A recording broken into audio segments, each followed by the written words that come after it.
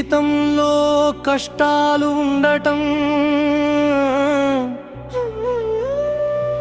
సహజమే.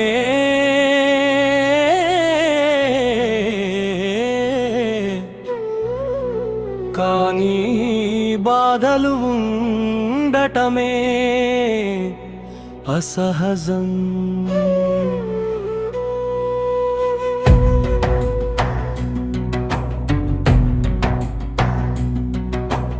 ఈ చరిత్రలో ఎవరిని తీసుకున్నా కష్టాలు లేని వారెవ్వరూ లేరు. సోక్రటీస్ నుండి వివేకానందుడి వరకు, ఐన్స్టీన్ నుండి అబ్దుల్ కలాం వరకు అందరూ ఎన్నో కష్టాలు పడ్డవారే. అయితే ఒక ప్రశ్న, వారందరికీ కష్టాలు ఉన్నప్పటికీ వారు ఎప్పుడు బాధలో ఉన్నట్లు మనకు ఎందుకు కనిపించలేదు? అంటే కష్టం వేరు, బాధ వేరు.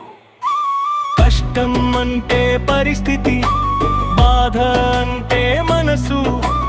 కష్టం అంటే పరిస్థితి, బాధ అంటే మనసు.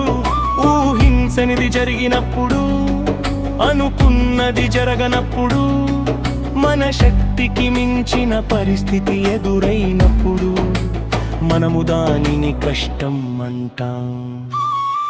అది సహజం, అన్ని మన చేతుల్లో ఉండవు.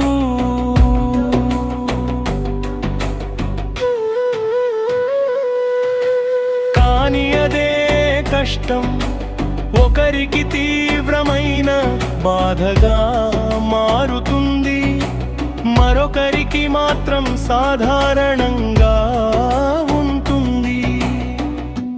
అంటే బాధ కష్టాల నుంచి రావడం లేదు, మన మనసు నుంచే వస్తుంది.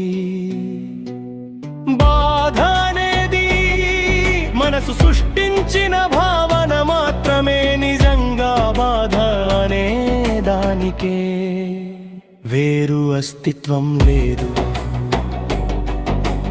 అర్థం ఏమిటంటే, మనము అనుకుంటే కష్టాలు ఉన్నా బాధ లేకుండా ఉండవచ్చు. కష్టాలు సహజ ప్రక్రియ. బాధ మన చేతుల్లో ఉందా? అసహజ ప్రక్రియ.